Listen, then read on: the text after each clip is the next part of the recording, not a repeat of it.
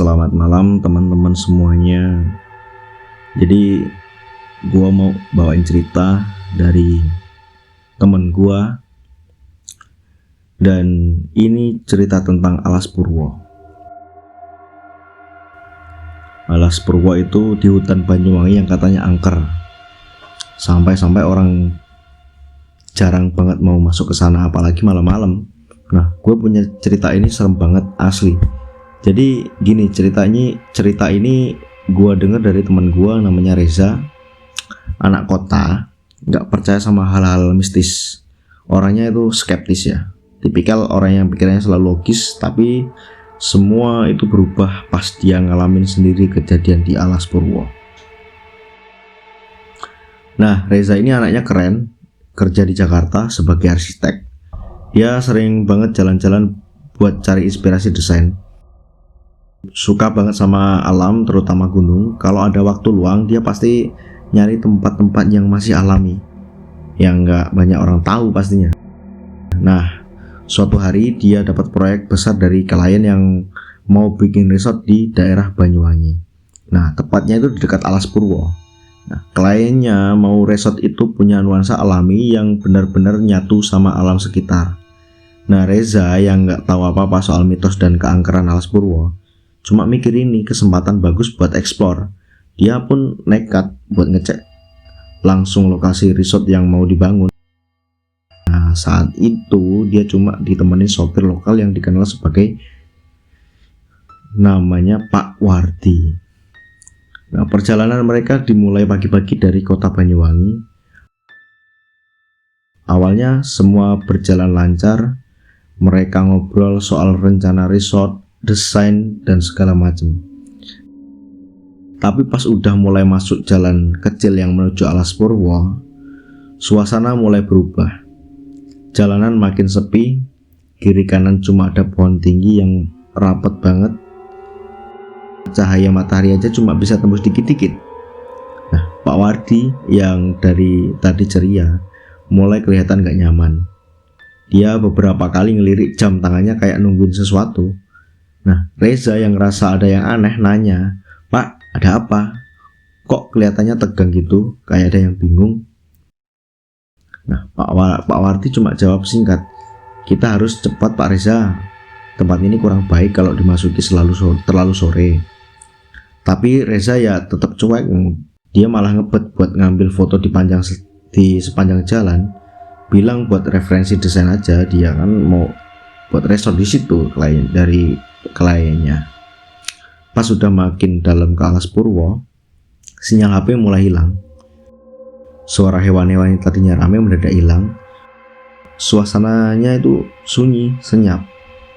Cuma suara mesin mobil sama roda yang injak kerikil. Tiba-tiba Reza lihat ada sesuatu di pinggir jalan. Seperti sosok bayangan hitam berdiri di antara pohon.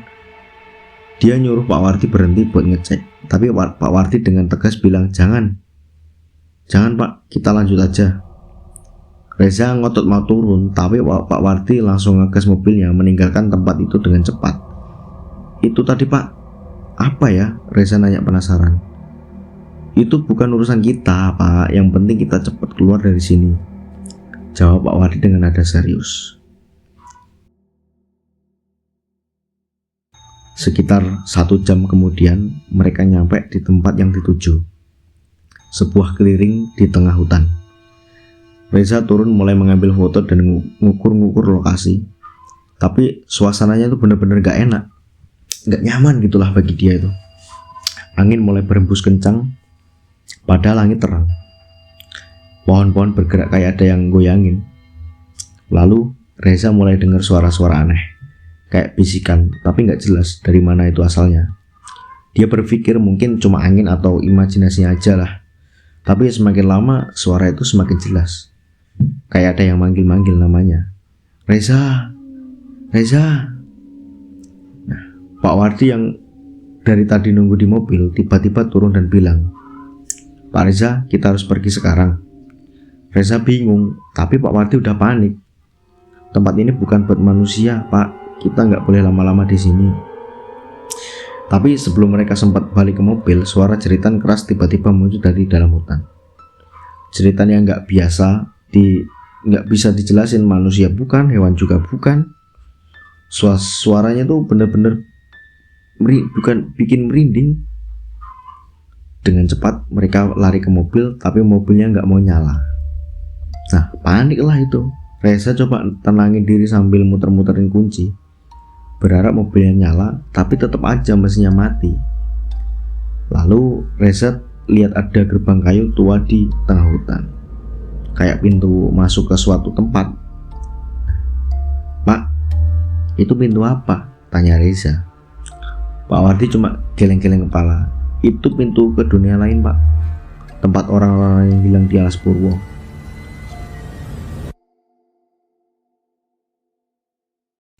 Reza nggak percaya dan nekat mau ngeliat lebih dekat. Tapi pas dia melangkah, tiba-tiba dia ngerasa kayak ditarik sesuatu. Dia ngerasa tubuhnya tuh berat banget, kakinya serasa nempel di tanah, nggak bisa bergerak. Suara-suara aneh tadi semakin keras, semakin dekat. Reza nyoba teriak, tapi suaranya nggak keluar. Di saat yang sama, Pak Wardi dengan susah payah berhasil nyalain mesin mobil. Dia teriak ke Reza, "Cepat masuk, Pak. Kita harus pergi sekarang." Dengan sekuat tenaga Reza ngelepasin diri dari cengkeraman yang gak kelihatan itu dan lari ke mobil. Pas mereka udah di dalam mobil, Pak Wardi itu langsung tancap gas. Tapi hutan itu kayak gak mau ngelepas mereka.